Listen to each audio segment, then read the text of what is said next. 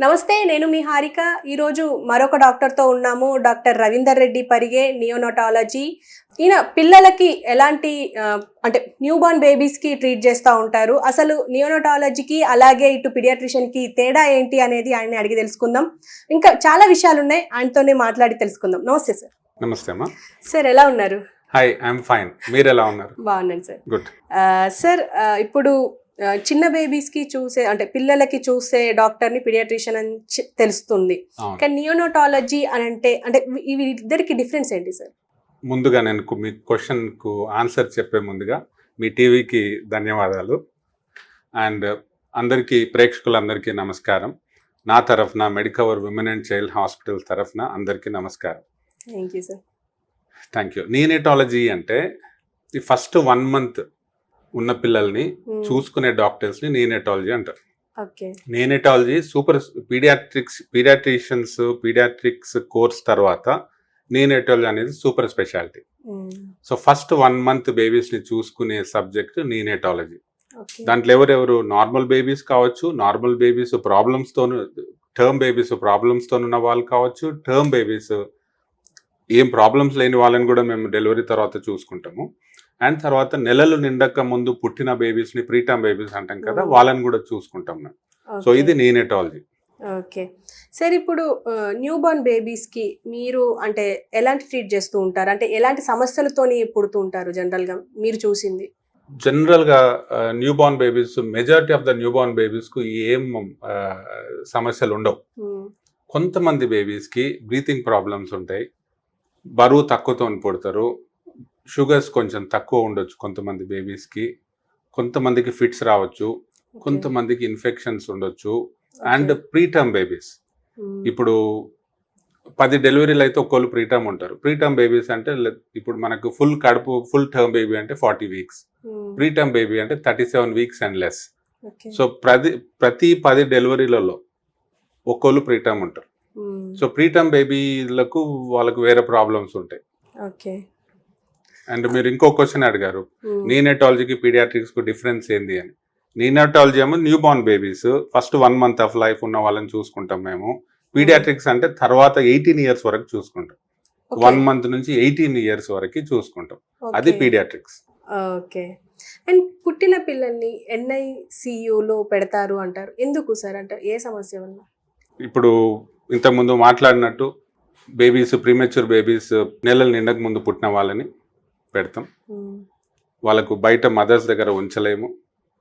తర్వాత term babies ఎవరికైనా breathing problem ఉన్న వాళ్ళకి పెడతాం, ఆర్ ఏదైనా హార్ట్ సమస్యలు ఉన్న వాళ్ళకి పెడతాం, బ్లడ్ షుగర్స్ తక్కువ ఉన్న వాళ్ళకి పెడతాం.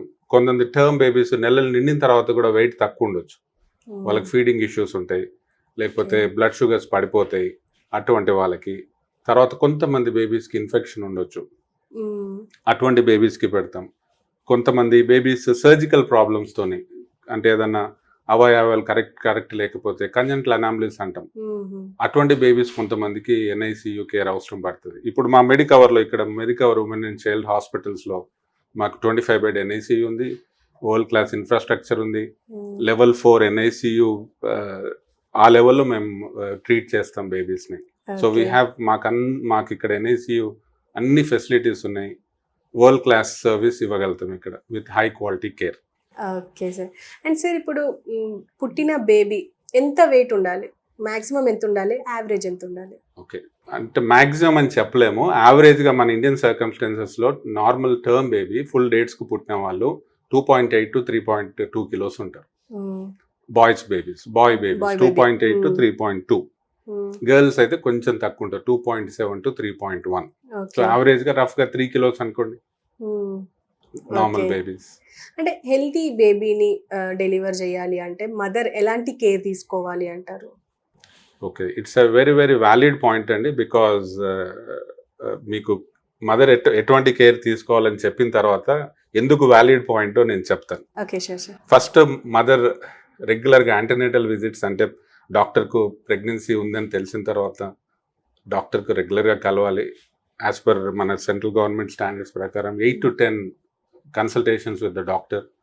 మంచి న్యూట్రిషన్ తీసుకోవాలి మదర్, మంచి స్లీప్ ఉండాలి, డాక్టర్ చెప్పినట్టు మెడికేషన్స్ వాడాలి. Then sleep in one position towards one side పడుకోవాలి వాళ్ళు. ఇట్లా ఫ్లాట్గా ప్రెగ్నెన్సీలో ఫ్లాట్గా పడుకోవద్దని అడ్వైస్ చేస్తారు. సో వన్ సైడ్ పడుకోవాలి మదర్స్. స్మోకింగ్, ఆల్కహాల్ ఇవన్నీ అవాయిడ్ చేయాలి, ఇంక్లూడింగ్ డ్రగ్స్ ఎవరైనా తీసుకునే వాళ్ళు ఉంటే. Western world sometimes we come across, మేము చూస్తూ ఉంటాం అక్కడక్కడ.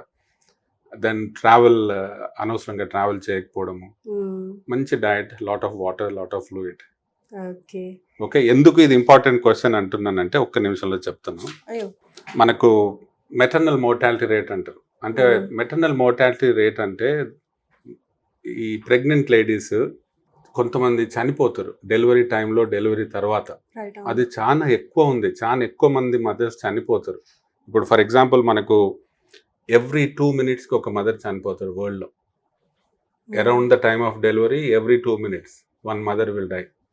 అంటే ఎవ్రీడే యావరేజ్గా 800 mothers చనిపోతున్నారు around the time of delivery.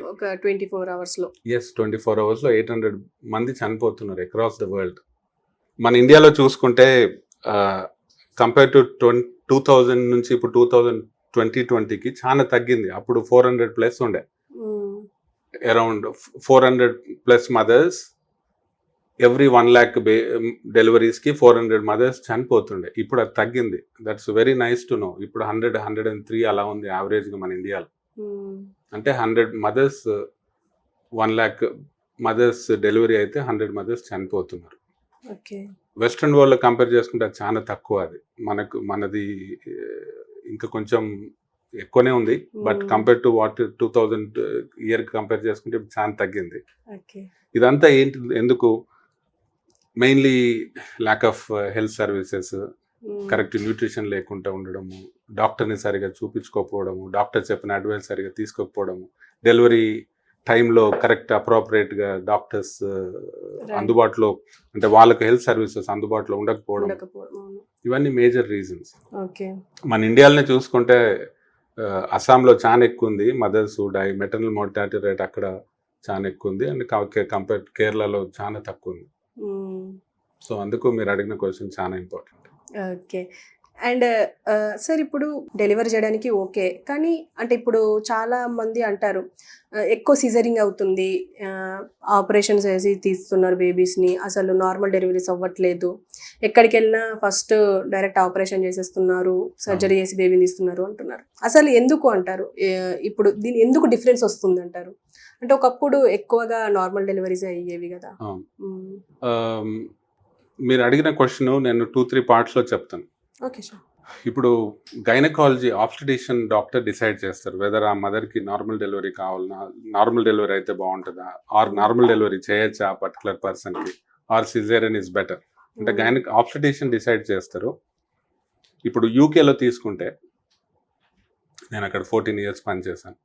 30% of the deliveries section అయితే అక్కడ సిజేరియన్, మిగతా 70% నార్మల్ డెలివరీస్ అయితే UK. And rural area in my village, where I come from, my village in Banswada, that is in Kamareddy district, 80% of deliveries are normal deliveries. Here it's a government hospital, 100-bedded maternity hospital, mother and child. 80% of deliveries normal deliveries. And ikkada Medicover compare chesthe, ikkada idi corporate hospital. నేను Medicover women and child hospitals 5 years నుంచి పనిచేస్తున్నాను. ఇక్కడ all our obstetricians prefer normal deliveries. Majority normal deliveries అని చెప్పలేను, కానీ ఎక్కడ వీలైనంత ఎక్కువ నార్మల్ డెలివరీస్ చేయడానికే ప్రయత్నం చేస్తారు. కానీ అది ఫైనల్గా ఆబ్స్టెటిషియన్స్ కాల్, ఏ డెలివరీ అయితే బాగుంటుంది పర్టికులర్ పేషెంట్కి. అయితే ఇప్పుడు నార్మల్ డెలివరీకి, అంటే నార్మల్ డెలివరీ హెల్దీ అంటారు, సిజరీన్ అంటే కొంచెం ఇబ్బంది ఉంటుంది అని అంటారు, అది నిజమే అంటారా?